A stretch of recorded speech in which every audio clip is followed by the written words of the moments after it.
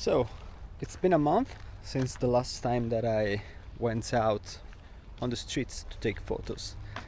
And it was in Poland, which it doesn't mean that I haven't worked behind the scenes. It's quite the opposite. I've taken this YouTube thing very seriously, so I've been editing, and also I've opened my little shop where you can find my own presets that I daily use. I've made several packages and bundles, so it's very convenient in case you'd be interested. Today I'm going to Milan and shooting with the Ricoh GR III because I think it's the perfect camera to warm up and get back into the flow of photography. And I have also removed the cap that I usually use because I want to see as a tourist there.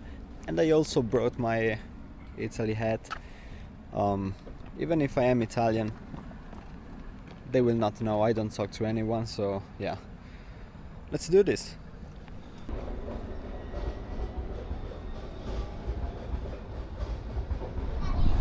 Here I am in front of Chinatown, where I'm going to start today's session, and I'm shooting in aperture priority. I always shoot in aperture priority. The shutter speed is set at 1/320 of a second because I feel like it's more than enough to grasp any kind of movement. The ISO is set to auto. I don't want to think too much or having my eyes constantly on my camera changing settings and stuff. It ruins the experience, especially with this camera. And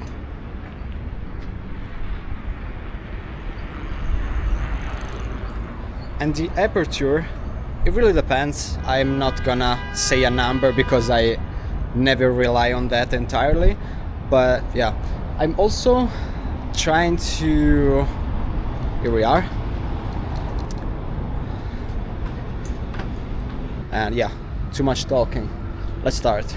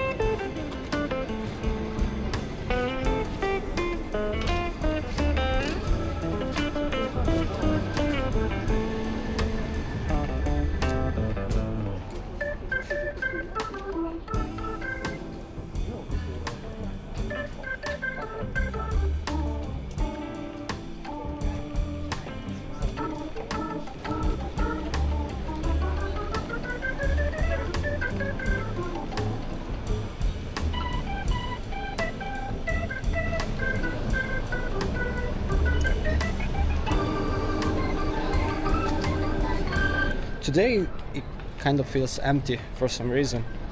So I might move to the Duomo very soon, but I'm going to do a back and forth.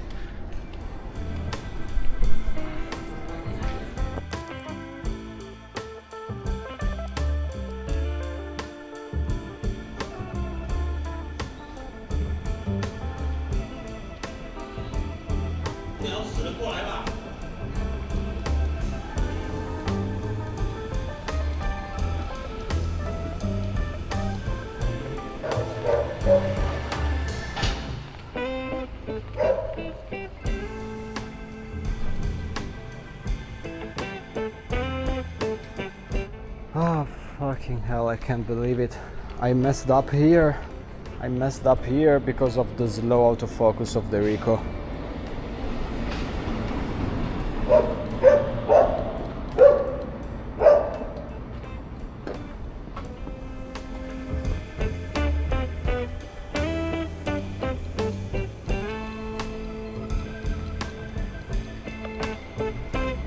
Well, I think we recovered. I don't always stay in one place when I miss a shot because, you know, it kinda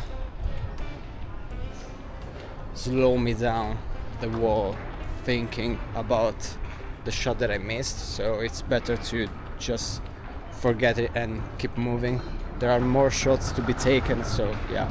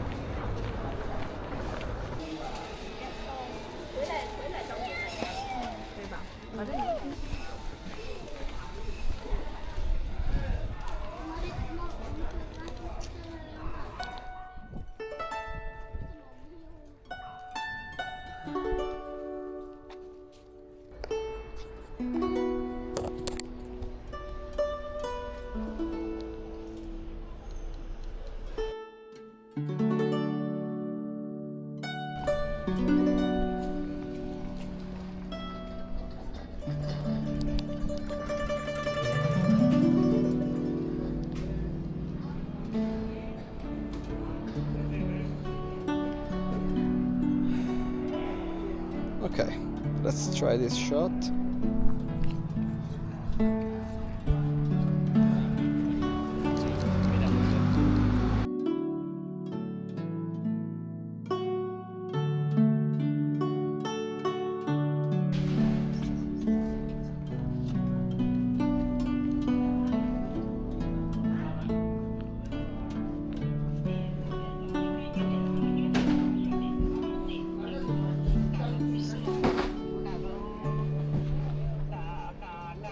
We are back in the main alley, which I don't think it's better than the surroundings because it's too linear and it's kind of tough to make or compose a scene with a 28 when everything is flat. So you need movement.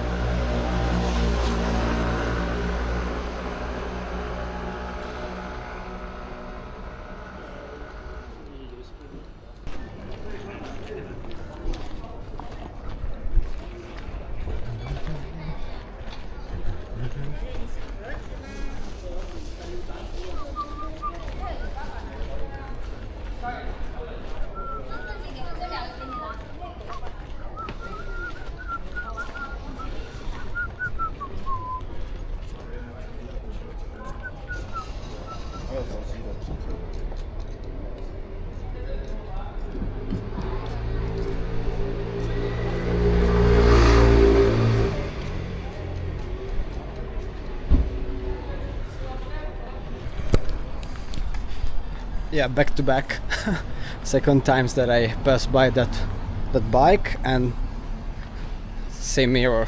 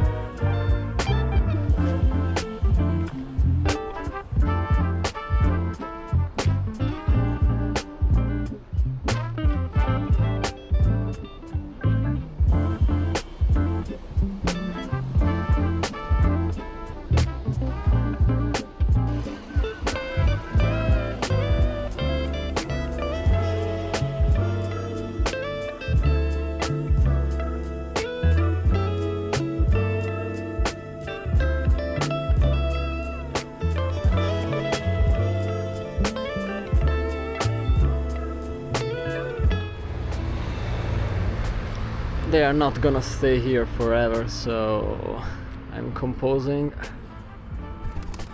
Yeah, knew it.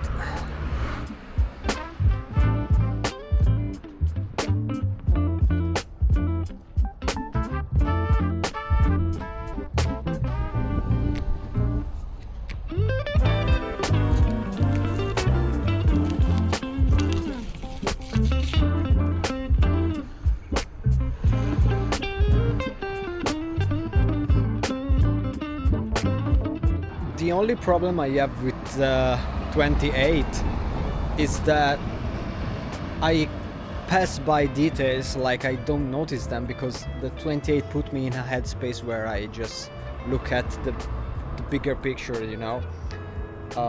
But what I always forget is that I can crop the images.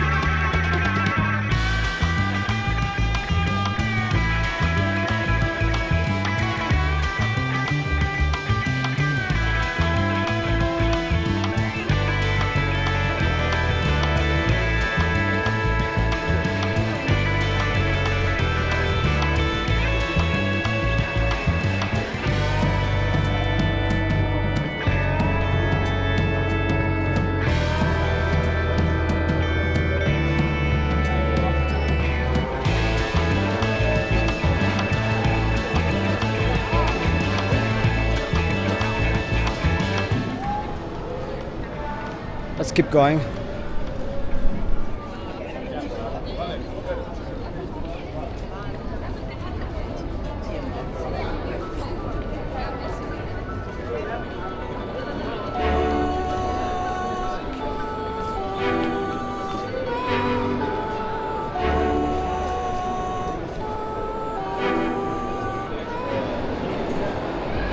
Yeah, it is empty. Usually here it's so much crowded.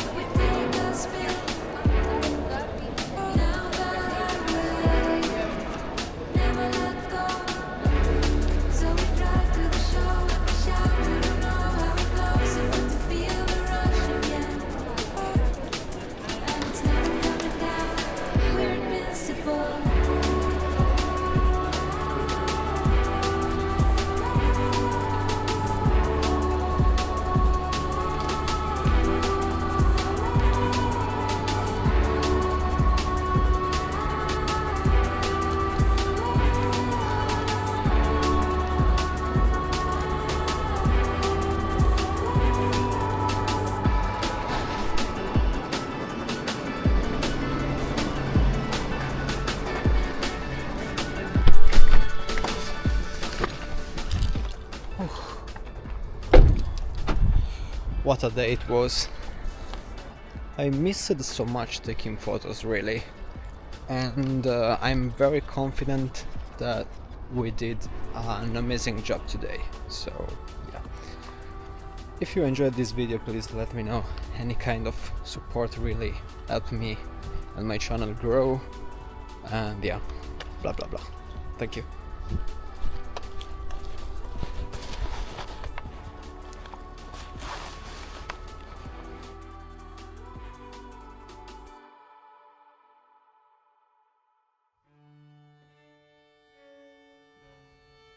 I am far from being a good photographer, but before this I was a painter.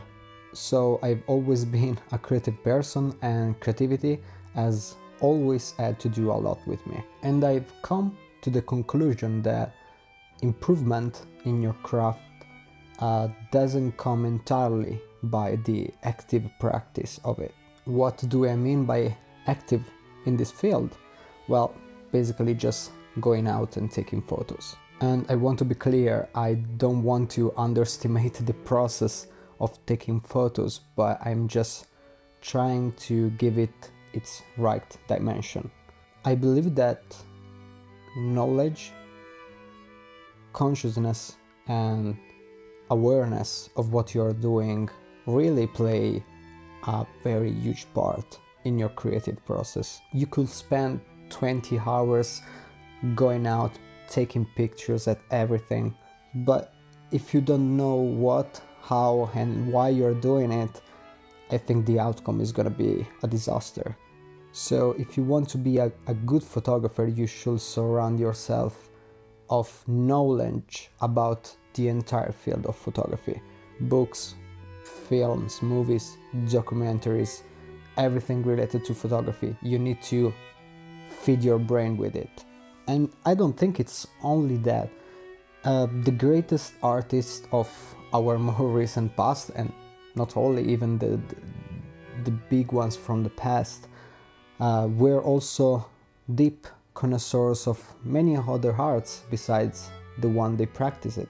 For example, Da Vinci was a great musician, and even Kandinsky was. He wrote a beautiful book about it. I really suggest it. All the arts are connected in one way or another. It's an effort. You need to constantly search every hour, every minute of your day, and surround yourself really with art in general. There are objective keys when it comes to create objective, great art. And all of this might sound like a lot, and it is, and that's why breaks are very important. No motivation lasts forever. We are human biologically, so we need to rest, and rest can be both physical and mental. Inspiration comes from higher words we don't know, and when we feel its arms around us, all we should do is let ourselves go within them. Sometimes we don't recognize the shape that inspiration has, so we think that we are facing some sort of creative block, when instead rather forcing ourselves to go out with the camera and shoot. Maybe in that specific time inspiration is telling us to update our website, our links, recall the name of a photographer who once inspired us, and so on.